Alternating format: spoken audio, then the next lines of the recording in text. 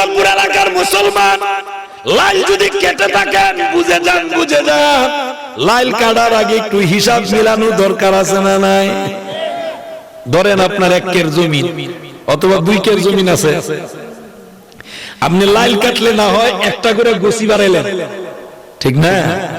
একটা করে গুছি বাড়াইলেন, এই সমস্ত একটা করে গুছি বাড়াইতে যায় 1 কের বা 2 কের জমির মধ্যে না হয় আপনার 1 বস্তা ধানই হইছে, মাইনা নিলাম 1 বস্তা ধান, আপনি দেখতেছেন আপনার লাভ। কিন্তু এই 1 বস্তা ধান আপনার জন্য কবরের মধ্যে হয়ে যাবে 2 মুখ্যা সাপ। নাউজুবিল্লাহ বলেন। কয় মুখ্যা সাপ?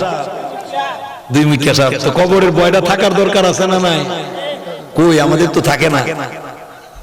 ওয়াজ শুনি ঠিক, কিন্তু ওয়াজ শোনার পরে ভুলে যায়। ও আমার বাবাজিরা, শুধু কিন্তু এটুকু নয়, এই কবরের ভিতরে যখন শাস্তি দেওয়া হবে গো, জিজ্ঞেস করা হবে তুমি কে, সে জবাব দিবে আমি আপনার আত্মসাৎ সম্পদ। আপনি যে জোর করে সম্পদ আনছিলেন, এই সম্পদ আমি। এই সম্পদে আপনারা দংশন করতে থাকবে, কবরের ভিতরে শাস্তি দিতে থাকবে। ও আমার বাবাজিরা, বন্ধুরা আমার, পোকা মাকড় আপনাকে কামড়াবে, খাবে, পোকা মাকড় আপনাকে আক্রমণ করবে, কিন্তু এই শাস্তিটা আমরা দুনিয়ার মানুষ কেউ দেখি না। আল্লাহ রাসূলের জন্য বলছেন, দুনিয়াবাসীরা শুনে না, পশু এরা শুনে ঠিক, কিন্তু এই আযাবের বিষয়গুলো শুনে ঠিক, কিন্তু এদের এই অনুভূতি না থাকার কারণে যদি এরা মানুষের মতো বুঝতো, তাহলে একটা চিৎকার দিলে আর দুনিয়াতে এরা সংসার করার সুযোগ, দুনিয়াতে থাকার কোনো সুযোগ হতো না, মারা যেত। কত কঠিন শাস্তি এই কবরের ভিতরে রয়েছে বাবা। আবার এই কবরের ভিতরে সুখ আছে। আমার বাবাজিরা, বন্ধুরা আমার, আল্লাহর আইন যদি মানেন গো, দুনিয়ার ভিতরে যদি আল্লাহর রাসূলের আদর্শ করা সৈনিক হতে পারেন, এই কবরের ভিতরে আপনার জন্য জান্নাত থেকে নিয়ামত দেওয়া হবে। এ বাবাজিরা, বন্ধুরা আমার, আপনাকে বলা হবে নাউম, ঘুমাও। সুবহানাল্লাহটা জুড়ে বলেন। কেমন ঘুম ঘুমাইবা? ঘুমাও বাসর রাত্রিতে দুলহা দুলহানি, বর কনে দুলহা দুলহানি বাসর রুমে, বাসর ঘরের ভিতরে এদের যেমন কোনো চিন্তা থাকে না, আনন্দ চিত্তে এরা যেমন ভাবে ওই বাসর রাত্রিতে রাত কাটায়। আমার বাবাজিরা, বন্ধুরা আমার, আল্লাহ পাক রব্বুল আলামিন বলবেন না ঘুমাও, আর তুমি এমন ভাবে ঘুমাইতে থাকো, আর তোমার কোনো টেনশন নাই, তোমার কোনো চিন্তা নাই। যেদিন কিয়ামতের মাঠ অনুষ্ঠিত হবে গো, ওই দিন তোমাকে ডাক দেওয়া হবে। কিন্তু এই শান্তিটা পাইতে গেলে, কবরের এই শান্তি পাইতে গেলে আল্লাহর আইন মানার দরকার আছে না নাই? এ জুড়ে বলেন, দরকার আছে না নাই? আমার একটু সাজু দিতে হবে। আমার মুসলমান বাবাজিরা, বন্ধুরা আমার, অন্তরের কান লাগান, আমি আমার কথাগুলো বলবো না বাবাজিরা গো। সূরা আল ইমরানের ভিতরে আল্লাহ পাক রব্বুল আলামিন দুনিয়ার কিছু জিনিসের কথা উল্লেখ করে জানায় দিয়েছেন। একটু জোরে বলা যাবে কি মারহাবা? দুনিয়ার কিছু বিষয়ের কথা উল্লেখ করে দিয়েছেন আল্লাহ। এগুলা দুনিয়ার জন্য চাকচিক্যময় করছেন আল্লাহ, আর এগুলা লোভে পড়েই কিন্তু আমরা ধ্বংস হয়ে যাচ্ছি, ঠিক না বে ঠিক? যেহেতু বিষয় দুইটি, আমি বললাম একটি বিষয় শেষ করে এরপরে দ্বিতীয় স্টেপের বিষয়ে যাব, হাসরের মাঠ। আপনাদের কষ্ট হইতেছে? ডান হাতটা উঁচু করে বলেন আল্লাহু আকবার। এটা হইলো অনেকের দেখতেছি চোখে ঘুমাই পড়তেছে, আর আশাটা স্বাভাবিক, কারণ আপনারা পরিশ্রম করেন, কায়িক পরিশ্রম করেন, কথা বলেন ঠিক না বেটি? এখন অনেকে জমি জমার মধ্যে পানি দেয়, এরপরে হুইটার মারে, এরপরে বন্টন বাসা লাগে, ঠিক না বেটি? তো ঘুম তো স্বাভাবিক আসবেই, আর ঘুম আল্লাহর পক্ষ থেকে একটা নিয়ামত। মারহাবা কর। আমার মুসলমান বাবাজিরা, বন্ধুরা, অন্তরের কান লাগান। আল্লাহ কি বলেন?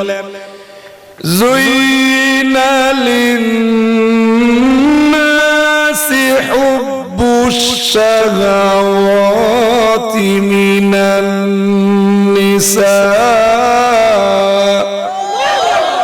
ও পৃথিবীর মানুষ, আমি আল্লাহ তোমাদের জন্য আকর্ষণীয় বানাইলাম, চাকচিক্যময় বানাইলাম, বড় আকর্ষণ। এই আকর্ষণের ভিতরে আল্লাহ পাক রব্বুল আলামিন প্রথম নাম্বার বলছেন নারী। নারী সম্প্রদায়কে আকর্ষণীয় বানাইছি। আল্লাহ বলছেন আমি আকর্ষণীয় বানাইছি। বলুন দেখি রে, একজন নারীর পেছে পড়ে এমন বহু পুরুষ আছে ধ্বংস হয়ে গেছে। জুড়ে বলেন, নারীর ফাঁদ, নারীর ফিতনা, এটা বড় কঠিন একটা ফিতনা। কথা বলেন ঠিক না বেঠিক? রে মুসলমান, নারীর ফিতনার বিষয়টা আমি আমার কথা বলতে চাই না।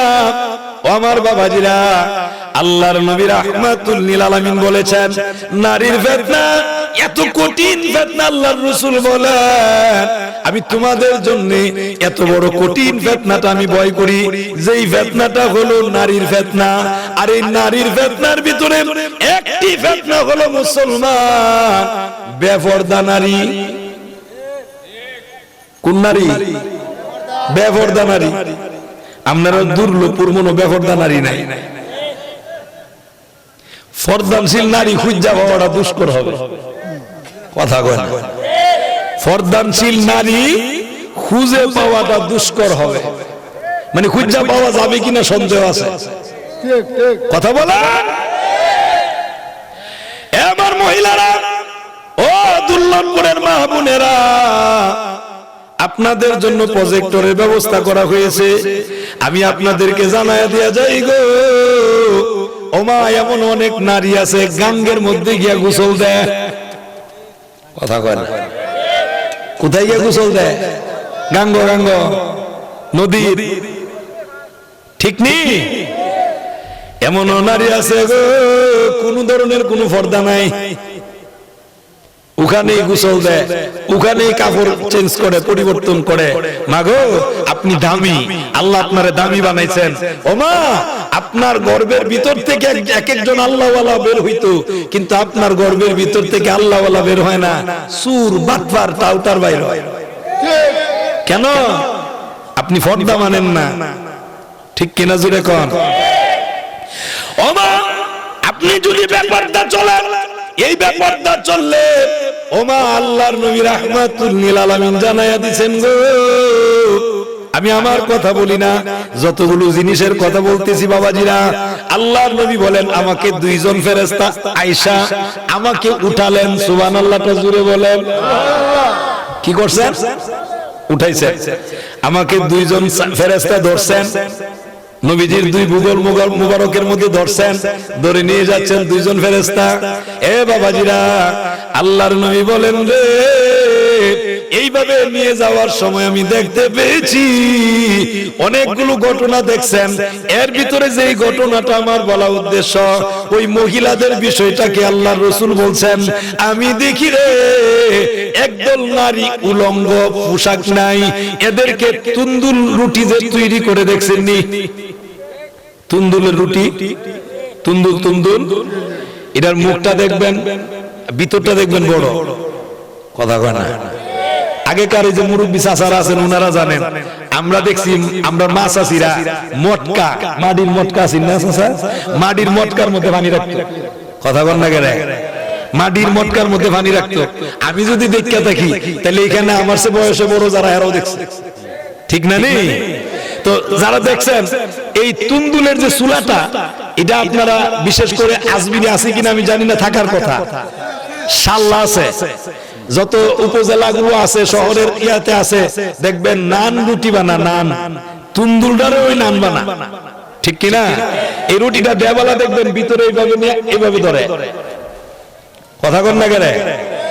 এ বাবাজিরা, বন্ধুরা আমার, আল্লাহর নবী রাহমাতুল লিল আলামিন বলেন রে, আমি নবী দেখতে পেয়েছি ওই তুন্দুল তৈরি করার রুটির মতো, ওই চুলার মতো, ওই চুলার মতো এই চুলার ভিতর থেকে আগুন, আর ওই আগুনে উলঙ্গ নারীদেরকে আগুন ধাউ ধাউ করে তাদেরকে উপরে উঠায়, আবার নিচে নেয়, আবার আগুনে উপরে ওঠায়। এই রকম ভাবেই এদেরকে শাস্তি দেওয়া হচ্ছে। আল্লাহর নবী জিজ্ঞেস করলেন, ফেরেশতারা রে, এরা কারা? এদেরকে এইভাবে শাস্তি দেওয়া হচ্ছে কেন? আল্লাহর নবীকে জবাব দেওয়া হয়, ইয়া রাসূলুল্লাহ, ইয়া হাবিবাল্লাহ, নবী গো, এরা হলো আপনার ওই সকল উম্মতের নারী, উম্মতের ভিতরে ওই সকল নারী যেই নারীগুলো পর্দা মানতো না, বেপর্দা চলতো। এই বেপর্দা নারীদেরকে এইভাবেই শাস্তি দিতে থাকবেন। নবীজি আমার জিজ্ঞেস করলেন, কতদিন পর্যন্ত দিবেন? কিয়ামতের মাঠে উঠার আগ পর্যন্ত। জুরে কন নাউজুবিল্লাহ। এখন আপনারা চিন্তা করে দেখেন, আমাদের দেশের যারা বেপর্দা নারী, এদের পর্দা দরকার আছে না নাই? জুড়ে বলেন। কবরের শাস্তি থেকে যদি বাঁচতে চান বাবারা গো, জাহান্নামের আগুন থেকে যদি বাঁচতে চান, দুনিয়ার ভিতরে আল্লাহ এবং আল্লাহর রাসূলের আইন মানা দরকার আছে না নাই? জুড়ে বলা লাগবে, আছে না নাই? আপনি যদি মানেন, এই শাস্তির থেকে আল্লাহ আপনাকে হেফাজত করবেন। আপনি যদি মানেন না, ও বাবাজিরা, কবর বড় ভয়ানক জায়গা, এত কঠিন জায়গা হবে গো।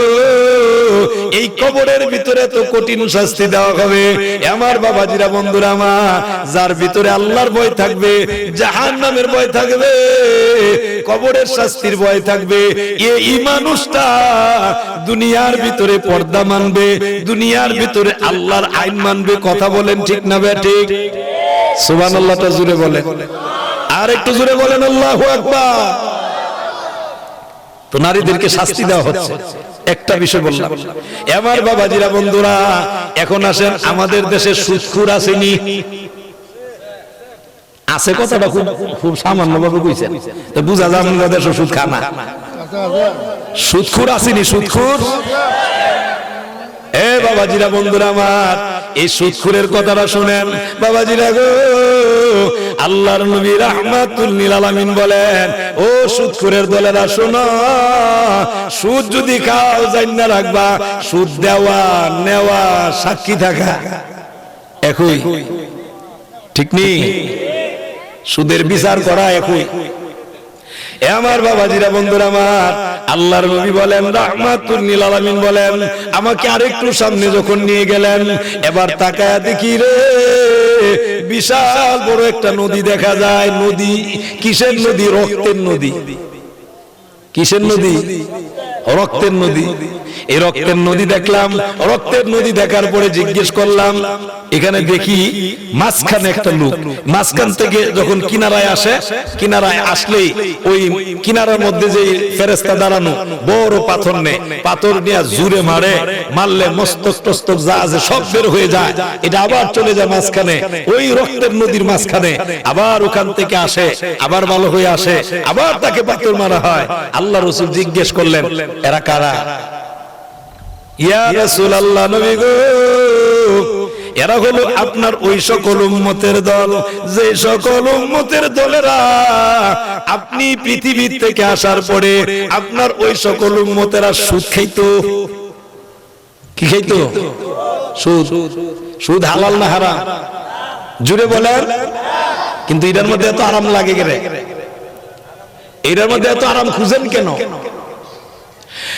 মুসলমান শুধু কিন্তু এটুকু নয়, লক্ষ্য করেন, অন্তরের কান লাগা, ওই কবরের ভিতরে যখন শাস্তি দেওয়া হবে গো, আল্লাহর নবী বলেন শাস্তিটা দিতে থাকবেন। নবীজি বলেন, কতদিন পর্যন্ত শাস্তি দেওয়া হবে? কিয়ামতের মাঠে উঠার আগ পর্যন্ত এদেরকে শাস্তি দিতেই থাকবে। সবাই রে, যারা সুদখোর, সুদের সাথে সম্পর্ক আছে, এই সুদখোরদেরকে দিবে। বাবা, এই ভয়টা যদি আপনার আমার ভিতরে থাকে, কি জবাব দিব? এই ভয়টা যদি থাকে, তখন কি আপনি সুদ খেতে পারবেন? কথা কয় না। কিন্তু এখন খান কেন? দুনিয়াতে কেন খান?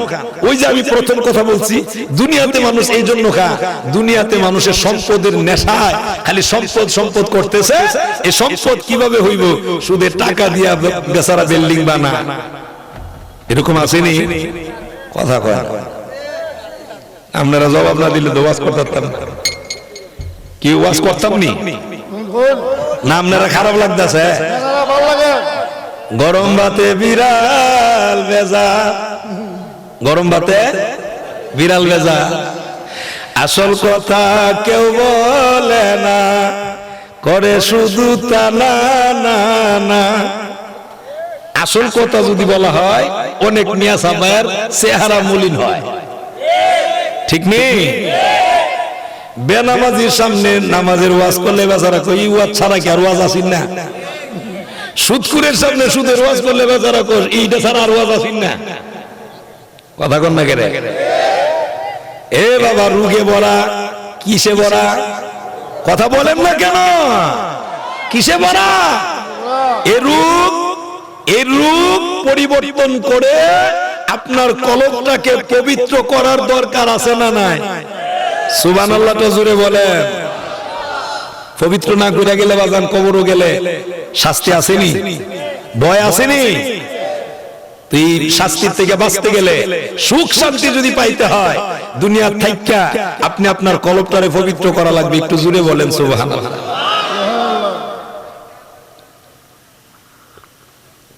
আমার বাবাজিরা, বন্ধুরা আমার, আমি কিন্তু শুধু একটা বিষয়ের উপরে কথা বলতেছি না। দুনিয়ার ভিতরে আপনি যেই সমস্ত কাজ করবেন কবরও দেখা যাবে কি যাবে না?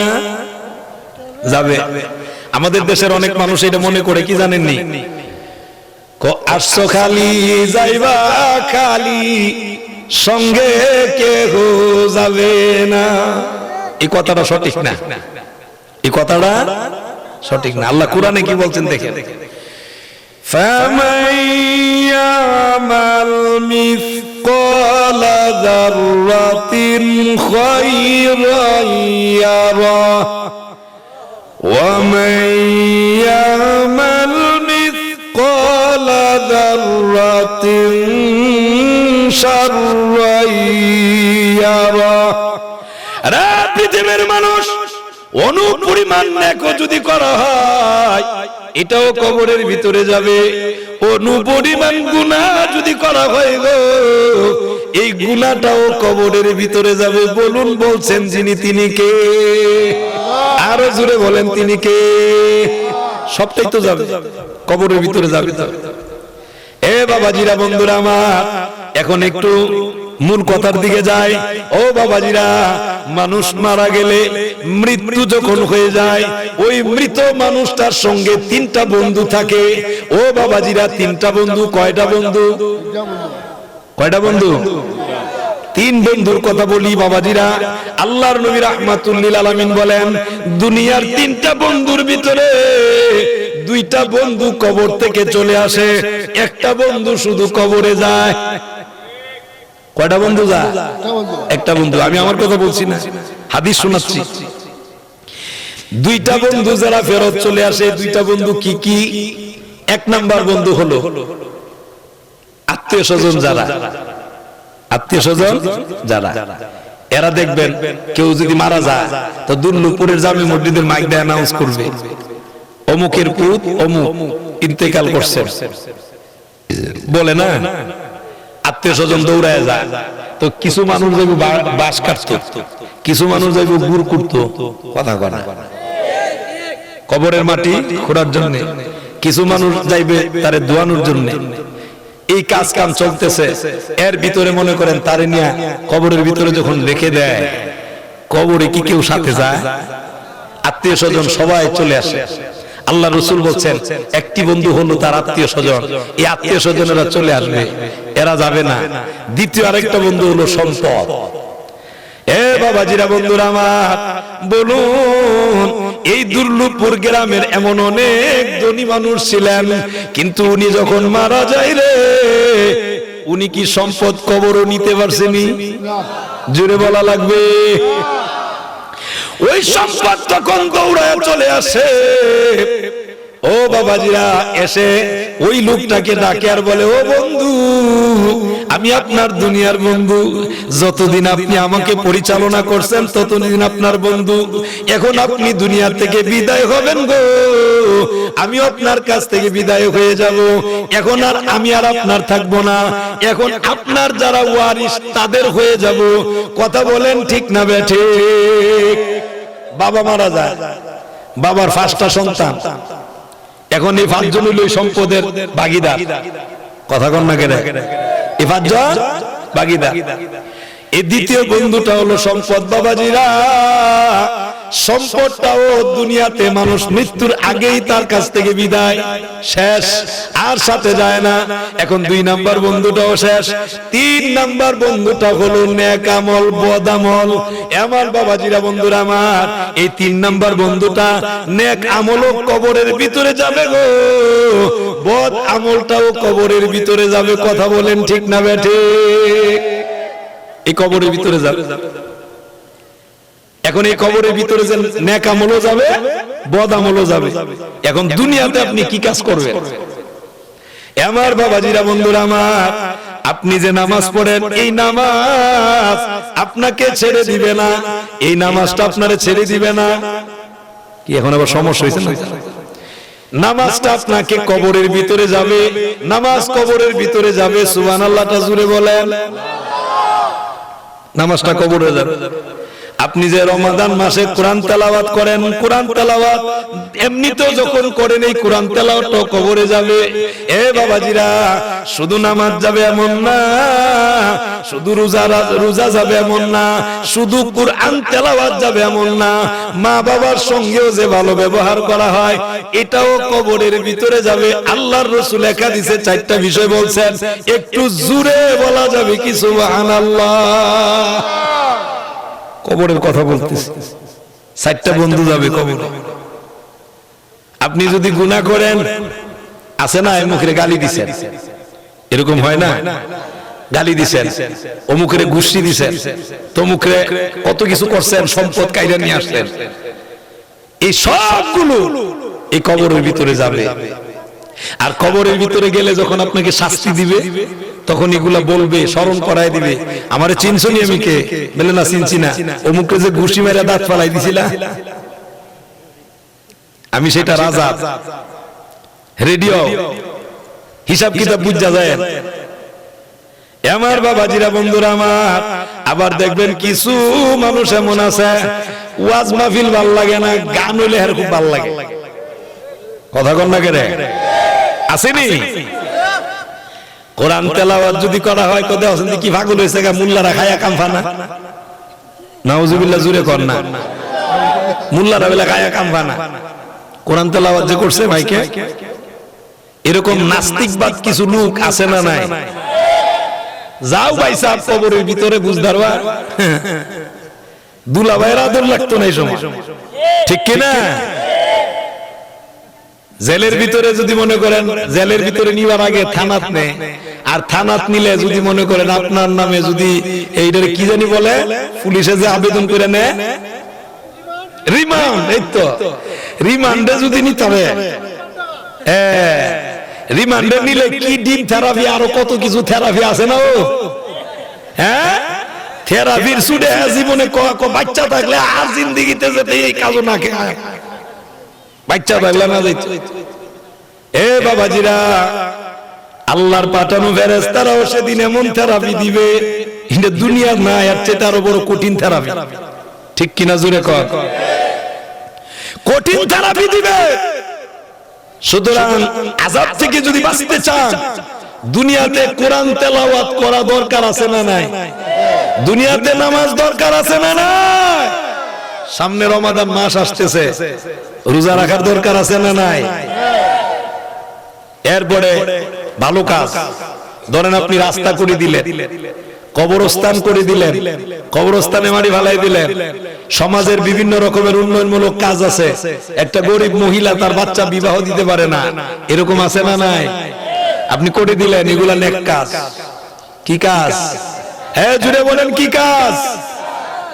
আপনাদের এই দুর্লভপুর ইসলামী যুব সংঘ, এই সংঘের যুবকেরা চাইতেছে আপনাদের কবরস্থানটা বরাদ করতে, ঠিক না? নেই তো বরাদ করতে গেলে সকলের সহযোগিতা দরকার আছে না নাই? এই সহযোগিতা হলো নেক কাজ। সুবহানাল্লাহটা জুড়ে বলেন।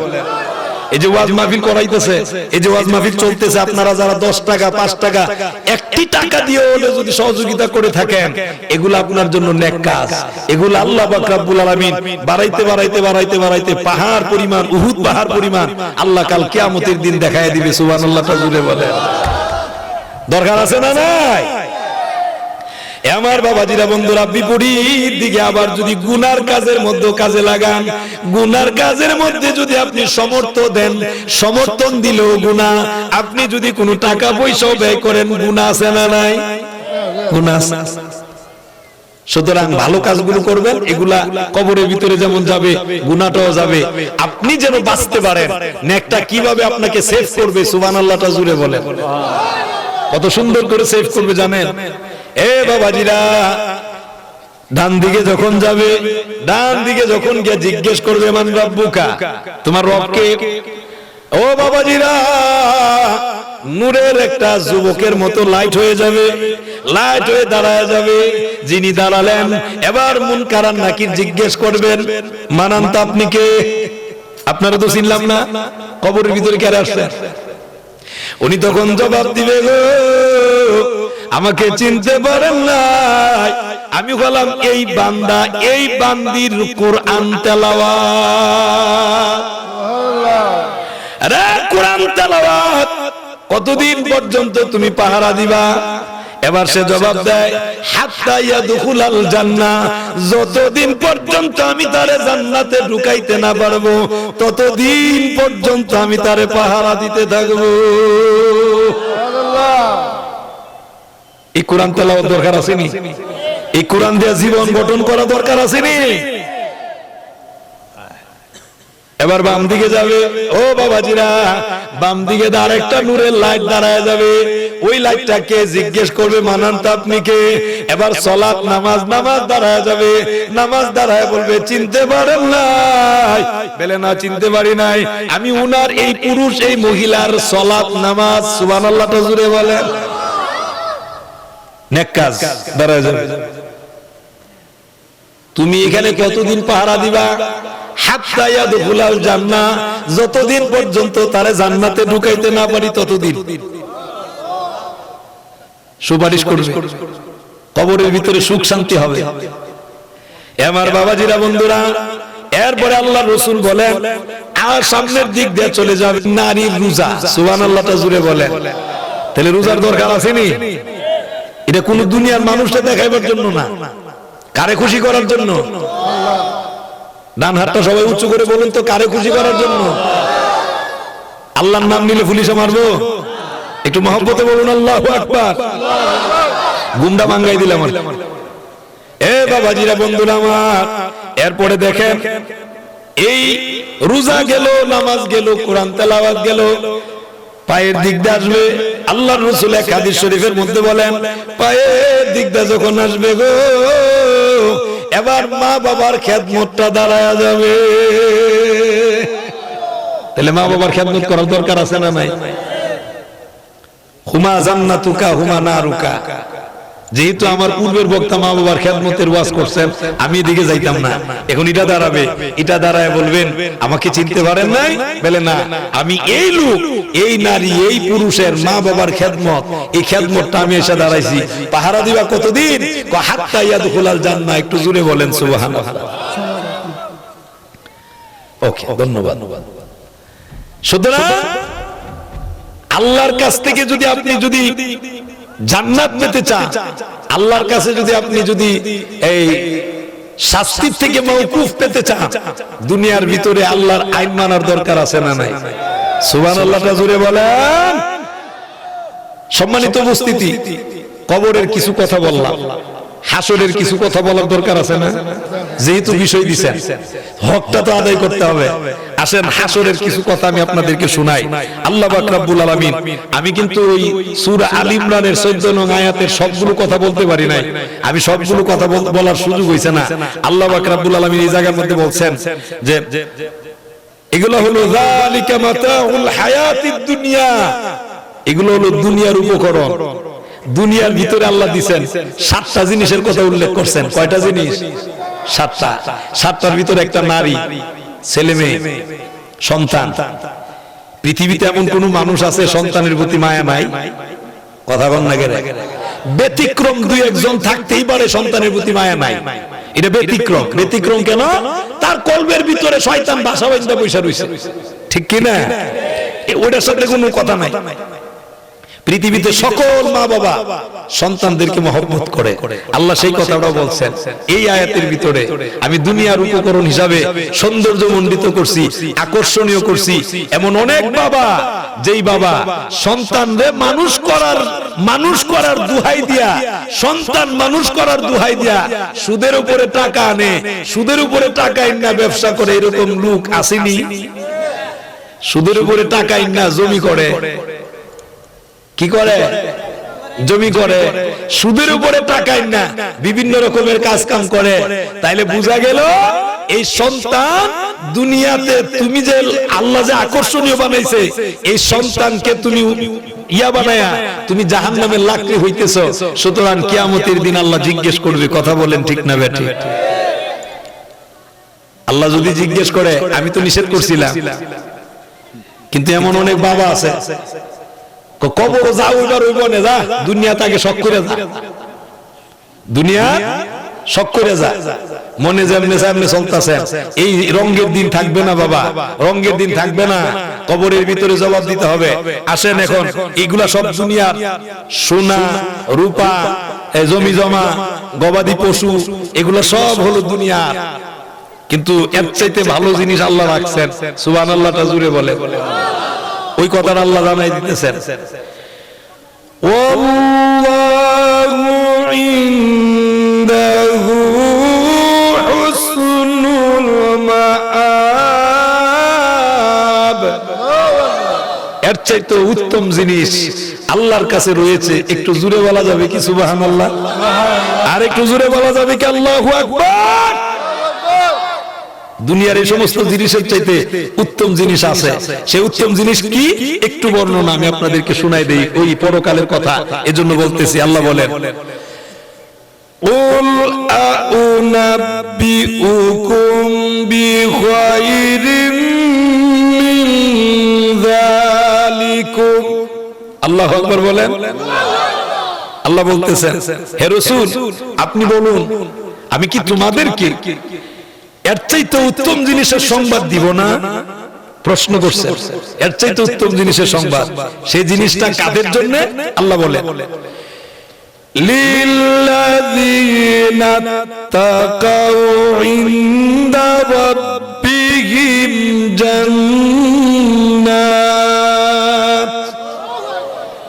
জান্নাতুন তাজরি মিন তাহতিহাল আনহার। এর চেয়ে উত্তম জিনিসটা কাদের জন্য? যাদের ভিতরে আল্লাহর ভয় থাকবে। সুবহানাল্লাহটা জুড়ে বলেন। কার ভয় থাকবে? তাকওয়াবান যারা হবে, পরহেজগার যারা হবে, এদের জন্য এর চেয়ে উত্তম জিনিস। আল্লাহ নিজে বলছেন, রবের কাছে, তোমাদের রবের কাছে, আল্লাহর কাছে রয়েছে সেই জিনিসটা কি? এর ভিতরে একটি হলো জান্নাত। একটু চিৎকার করে বলুন সুবহানাল্লাহ। একটা কি? জান্নাত। এই জান্নাতটা কেমন? আল্লাহ বলতেছেন, এই জান্নাতের তলদেশ দিয়ে নহর প্রবাহিত হয়। কতদিন থাকবা এই কথাটা আল্লাহ জানাই দিয়েছেন। জান্নাতুন তাজরি মিন তাহতিহাল আনহারু খালিদিনা ফিহা আল্লাযীনা ইয়াকুলুনা রাব্বানা ইন্নানা ربنا إننا آمنا فاغفر لنا ذنوبنا وقنا عذاب النار। আল্লাহ বলতেছে, যারা বলে ও আমাদের আল্লাহ, সুবহানাল্লাহটা জোরে কর, রব্বানা, ও আমাদের আল্লাহ, ও আমাদের মালিক, ও আল্লাহ, ইন্নানা আমান্না, আমরা ঈমান আনলাম আপনার উপরে, সুবহানাল্লাহটা জোরে কর। কার উপরে? আল্লাহর উপরে। ফাগফির লানা, আপনি আমাদেরকে ক্ষমা করে দেন, যুনুবানা যত গুনাহ করছি সব গুনাহ মাফ করে দেন। ওয়াকিনা আযাবান নার, জাহান্নামের আযাব থেকে আপনি আমাদেরকে বাঁচান। এই কথা বলে কারা? নামাজ পড়ে যারা। কথা কয় না? এই কথা বলে কারা? নামাজ পড়ে যারা। তাকওয়াবান হয় কারা? নামাজ পড়ে যারা। তাকওয়াবান হয় কারা? রমাদানের রোজা রাখে যারা। তাকওয়াবান হয় কারা? মিথ্যা কথা বলে না যারা। তাকওয়াবান হয় কারা? অন্যায় পথে ইনকাম করে না যারা। এরা তাকওয়াবান। আর এই তাকওয়াবানদের জন্যই আল্লাহর জান্নাত। কার জান্নাত? এই জান্নাতে যাওয়ার ইচ্ছা আসেনি? যাইতে গেলে এগুলা করা লাগবে। এখন দেখেন কি আমল করা লাগবে। এখন দেখেন as-sabirin was-sadiqin wal-qanitin wal-qanitin wal-munfiqin wal-mustaghfirin bil-ashab। কয়েকটা গুণের কথা আল্লাহ বলছেন। এক নাম্বার গুণ, তারা ধৈর্যশীল। নামাজ পড়তে গেলে ধৈর্য লাগে কি লাগে না? জোরে বলা লাগবে। নামাজ পড়তে গেলে ধৈর্য থাকা লাগে। কেউ আপনারে গালি দিছে, আপনার পূর্ণ সামর্থ্য আছে, পূর্ণ সামর্থ্য আছে, আপনি চাইলে তারে খালি গালি না দইরা দুইটা সর দিতে পারবেন। কিন্তু আপনি তারে সরও দিতেছেন না, পাল্টা গালিও দিতেছেন না। আল্লাহর কোরআনের কথা মানছেন, আমি ধৈর্য ধরলাম। সুবহানাল্লাহটা জুড়ে কয়। আপনার পক্ষে একজন ফেরেশতা দিব আল্লাহ, যিনি গালি দিবে ওই লোকটার উপরে ওই ফেরেশতারা বলবে, এই লোকটা গালি দিবে আর এই ফেরেশতা বলবে এটা তুই, এটা তুই, এটা তুই। সুবহানাল্লাহটা জুড়ে কয়। সে গালি দিবে আর ফেরেশতা বলবে এটা তোর, এটা তোর, এটা তোর। সে যা বলে এই গালিগুলো উল্টা তার দিকে চলে যায়। এজন্য আল্লাহর রাসূল এক হাদিস শরীফের মধ্যে ফরমান, তোমরা তোমাদের মা বাবারে গালি দিও না। সাহাবায়ে কেরাম বলেন, ইয়া রাসূলুল্লাহ বলেন কি, মা বাবারে কি কেউ গালি দেয়? আল্লাহর রাসূল বলেন, তুমি অন্য মানুষের মা বাবা তুলে গালি দেওয়া মানে হলো তুমি তোমার মা বাবারে গালি দেওয়া। আরেকজনের মা বাবা তুলে গালি দেয়। আমগো দুর্লভপুর এলাকার মনে নাই, আপনারাও দুর্লভপুর, আমি হবিগঞ্জের যেখানে আমার বাসা করছি এটার নামও দুর্লভপুর। তো না, আপনারাও দুর্লভপুর, আমিও দুর্লভপুর। আলহামদুলিল্লাহ কোন বাবাজিরা। সুতরাং এক নাম্বার ধৈর্য ধারণ করা লাগবে। ধৈর্যের ব্যাখ্যা দিতে গেলে অনেক লম্বা সময় পারতাম না। দুই নাম্বার ওয়াস-সাদিকিন, সত্যবাদী। সুবহানাল্লাহটা জুড়ে কোন। এটার বড় অভাব, সত্যবাদী হওয়াটা এটা বড় অভাব। আমাদের যে চরিত্র, বাবা ঘর থেকে ঘুম থেকে উঠছে, উঠার পরে একজনে ফোন দিছে, ফোন দিলে কইতাছে কই রে, আমি তো শাল্লা। কথা কয় না। তো কিছু মানুষ আছে আবার, হ্যাঁ, আরেকজনে যদি জিজ্ঞাসা কেউ আপনি যে দুর্লভপুর, কইরা বুঝলা না, হেকমত করছি, হেকমত শাল্লা উপজেলা করছে না। কথা কয় না। কি হেকমত করে দেখে, করে শাল্লা উপজেলা করছে না। হুম দেখি রে, কই তুই? কবে? সুনামগঞ্জ। একই বাড়ি তুই? তো জিজ্ঞা কেউ, আমি সুনামগঞ্জ জেলার না। কথা কন না কেরে। কিন্তু আপনার ভিতরে কি আছে এটা জানেন যিনি, বলুন তিনি কে? হে মিয়া, দুনিয়ার মানুষকে তুমি বোকা বানাইতে পারবা, আল্লাহরে তো বোকা বানানোর কোন শেষ নাই। এই নিয়ত নিয়ে এই কথা বললেন না, গুনাহ হবে। হ্যাঁ, দুর্লভপুরটা কোন জায়গায়? আপনি বলছেন কোথায়? বলে আমি দুর্লভপুর। আমি চিনি না দুর্লভপুর। আমি যদি আপনার প্রশ্ন করি দুর্লভপুরটা কোন জায়গায়, আপনি বলবেন শাল্লা উপজেলা, ঠিক না? শাল্লা কোন জায়গায়? শাল্লাটা চিনলাম না, সুনামগঞ্জ জেলা। হয়তো সে সুনামগঞ্জ জেলাটা চিনতে পারে। কথা বলেন না কেন? বাবা রে, একটা জেলার ভিতরে তো গ্রামের অভাব নাই। কিন্তু আপনি ঠাস করে এবারে টমটমের মধ্যে বসে রয়েছে, টমটম টমটম ওটু ওটু জিগা কে তুই কই? আমি তো ঢাকায় ঘুরছি। নাউজুবিল্লাহ কর না কেন? এরকম মিথ্যা বলুন না লোক আসেনি, আরো জোরে বলেন না আসেনি? অভাব নাই। অথচ আল্লাহ বলছেন 2 নাম্বার গুণ, আল্লাহ তৈরি জান্নাতে যেতে গেলে, ও মুসলমান তাকওয়াবান হতে গেলে সত্য কথা বলা লাগবে, সত্যবাদী হওয়া লাগবে। আপনি সত্যবাদী হইতে পারলেই আল্লাহর তৈরি জান্নাতে যাবে। আরো জোরে বলেন সুবহানাল্লাহ। একটা হাদিস শুধু শোনাই দেখালি, শুধু একটা হাদিস শোনাই। আল্লাহর রাসূল বলছেন, কোন বাচ্চারে যদি তুমি ডাক দাও, আসো তোমারে কিছু দিব, তোমারে কিছু, এরকম অনেক ছোট বাচ্চা আছে না, ধরেন আমি বাচ্চারা ডাক দিলাম, আসো তোমার একটা কিছু দিব, এখন আসার পরে আমি দেই নাই, এটা সত্য না মিথ্যা? মিথ্যা। চিন্তা করছেন? আল্লাহর রাসূল বলছেন, চলে বলে কলা কৌশল করেও এরকম ধোঁকা দেওয়া যাবে, এটা মিথ্যা। আপনার হৃদয়ে নাই, আপনি কিছু দিবেন, তাহলে না দেওয়ার যদি থাকে আপনি এমনি ডাক দেন, শুনে যাও, এমনি ডাক দেন। মা তার বাচ্চাকেও যেন এইভাবে ডাক না দেয়, বাবা তার সন্তানকে ওইভাবে যেন ডাক না দেয়, আসো আমি তোমার একটা কিছু দিব, আসলো আপনি দিলেন না, আপনি গুনাহগার, আপনি মিথ্যুক, ঠিক কিনা? এর থেকে আর বড় ওয়াজ কি লাগে? হে দুর্লভপুরবাসী, আজকের থেকে যদি নিয়ত করেন অন্তত পক্ষে একটা গুনাহ করতাম না, মিথ্যা কথা বলতাম না, তো সব গুনাহ মাফ। সুবহানাল্লাহ। রাজুরে কোন বলে হুজুর এটা কেমনে? সব গুনার মা হলো মিছা। সব গুনার মা কি? রা মুসলমান লক্ষ্য করেন, আল্লাহর নবী, নূর নবী, হায়াতুন নবী, জিন্দা নবীর কাছে একজন মহিলা মানুষ চলে গেলেন, ইয়া রাসূলুল্লাহ, ইয়া হাবিবাল্লাহ, নবী গো, আমার এই বাচ্চাটা বেশি বেশি মিষ্টি খায়, মিষ্টি জাতীয় জিনিস খায়, আপনি তার একটু নিষেধ করে দেন। আল্লাহর নবী বললেন, ও মহিলা, 1 সপ্তাহ পরে আসেন। সুবহানাল্লাহ। রাজুরে কোন কয় সপ্তাহ? 1 সপ্তাহ পরে গেলেন। 1 সপ্তাহ পরে যখন গেছে গো, আল্লাহর নবী ডাক দিয়ে বলেন, ও বাচ্চা, তোমার আম্মু বলছেন তুমি বলে বেশি মিষ্টি খাও, আমি রাসূল তোমারে জানায় দিলাম মিষ্টিটা কমায় খাইও।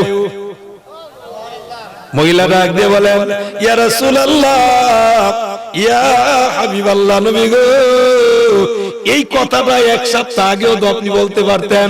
আল্লাহর নবী বলেন, মহিলা, 1 সপ্তাহ আগে আমি নিজেও মিষ্টি বেশি খাইতাম, আমি যেই সন্তানকে নিষেধ দেব, আমি কেমনে নিষেধ দিতাম? আমি নিষেধ দিতে গেলে আগে নিজে মিষ্টি খাওয়া কমাইছি। জুড়ে কোন সুবহানাল্লাহ। এখন আমি তারে নিষেধ দিছি, আর আমগো দেশে বেটার হাতে সিগারেট, আরেকজনকে সিগারেট খাইছ না, তারা তো কি কথা কয় না, তারা তো গাঞ্জা, আরেকটারে কচু সিগারেট খাইছ না, এইটা কথা কি মানবে? মানে না তো। বাবারে, আল্লাহর রাস্তে নবীর মুহাব্বতে বলে যায়, কবরের আযাব থেকে যদি বাঁচতে চান, হাসরের ময়দানের কথা ওয়াজ আমি আপনাদেরকে দিতারতাম না। কেন? এই 10:30টার ভিতরে আমারে বিজয় একটু অনুরোধ করছে যে হুজুর একটু মুনাজাত দিবেন, একটু দোয়া দিবেন। আয় আল্লাহ তাআলা রব্বুল আলামিন, তোমার কতগুলো আশিক মাহবুব মায়ার বান্দাদেরকে সাথে নিয়া আমি অদম গুনাহগার, নালায়েক, না খানদান, যা কিছু আলোচনা করলাম ভুল বেয়াদবি যা হয়ে গেল, মেহেরবানি করে আপনি নিজ গুণে মাফ করে দিন। সওয়াব যাহা মঞ্জুর করেছেন, লক্ষ কোটি কোটি গুণ বাড়ায় আকা মাওলা তাজদারে মদিনা রাহমাতুল লিল আলামিনের রওজা মুবারকে সোনার মদিনায় সবুজ গম্বুজের নিচে কবুল আর মঞ্জুর করিয়া নিন। আল্লাহ বাবা আদম নবী থেকে শুরু করে तमाम পৃথিবীর মাটির নিচে যত সকল নবী রাসূল সাহাবায়ে কেরাম তাবিন তাবে তাবাইন খুলাফায়ে রাশিদিন সলফে সালেহিন জামিঈ মুসলমান নরনারী ওলি গাউস কুতুব পীর মাশায়েখ মায়ের খানদানের বাবার খানদানের আত্মীয় স্বজন বন্ধু বান্ধব হকদার দাবিদার মায়ের মানুষ মহব্বতের মানুষ যে যেখানে যারা পরিমাণ ঈমান নিয়ে ঘুমায়া গেছেন গো তাদের প্রত্যেকের রূহে রূহে আদিয়াতান কবুল করিয়া নিন। আয় আল্লাহ তাআলা এই দুর্লভপুর গ্রামের সামনে পিছনে ডানে বামে যতগুলো কবরস্থান রয়েছে প্রত্যেকটা কবরে কবরে যারা পরিমাণ ঈমান নিয়ে যারা ঘুমাইলো তাদের প্রত্যেকের কবরে কবরে হাদিয়াতান কবুল করিয়া নিন। আয় আল্লাহ রাব্বুল আলামিন, ও আল্লাহ, এই যুবকগুলো অক্লান্ত পরিশ্রম করে এত সুন্দর একটা জান্নাতের বাগান সাজিয়েছেন। এই যুবকরা মুরব্বী বাবারা যে সহযোগিতা করেছেন তাদেরকে উৎসাহ উদ্দীপনা দিয়েছেন, সকলের মনের নেক মাকসুদ আপনি কবুল আর মঞ্জুর করিয়া নিন। এই জান্নাতের বাগান সাজাইতে যায় যে যেইভাবে টাকা দিয়া পয়সা দিয়া বুদ্ধি দিয়া আল্লাহ সহযোগিতা করেছেন তাদের প্রত্যেকের সহযোগিতা গুলোরে কবুল আর মঞ্জুর করিয়া নিন। আল্লাহ তাআলা রব্বুল আলামিন, ও আল্লাহ, অনেক যুবকেরা বিদেশ বাড়িতে আছে, তাদের বৈদেশিক জীবনের মধ্যে কল্যাণ দান করুন। যারা হালাল পথে ব্যবসা বাণিজ্য করে আল্লাহ ওই হালাল পথের ব্যবসার মধ্যে খায়ের বরকত রহমত দান করুন। আল্লাহ হালাল পথে যারা কৃষি কাজ করে ওই হালাল পথের কৃষি কাজের মধ্যে খায়ের বরকত রহমত দান করুন। আল্লাহ আসমানি বালাগুলো আসমানে উঠায় নেন, জমিনি বালাগুলো জমিনে দাফন করে দেন। আয় আল্লাহ তাআলা রব্বুল আলামিন, যাদের আব্বা নাই, যাদের আম্মা নাই, আব্বা আম্মার কবরগুলোকে জান্নাতুল ফিরদাউস বানায় দেন। যাদের আব্বা আম্মা আছে হায়াতের মধ্যে বরকত দান করুন। যারা অসুস্থ অবস্থায় আছে কুল্লে শিফা দান করে দিন। আয় আল্লাহ, মরে তো যাব গো, মওতের আগে আগে মক্কা মদিনা জিয়ারত করায়েন। আয় আল্লাহ রাব্বুল আলামিন, ঘুমের ঘুরে স্বপ্ন যুগে আপনার নবীজির নূরানি চেহারায় আনোয়ার আমাদেরকে দেখায় কলিজা ঠান্ডা করে দিয়েন। রব্বানা তাকাব্বাল মিন্না ইন্নাকা আনতাস সামিউল আলিম ওয়া তুব আলাইনা ইন্নাকা আনতাত তাওয়াবুর রহিম। যেদিন মালাকুল মউত পাঠায়া দিবেন গো, কঠিন মুহূর্তে আপনার বন্ধু নবীজির নূরানি চেহারায় আনোয়ার আমাদের প্রত্যেকের চোখের সামনে তুলে ধরে জবানে জারি করে দিয়েন মধুর কালিমা লা ইলাহা ইল্লাল্লাহু মুহাম্মাদুর রাসূল।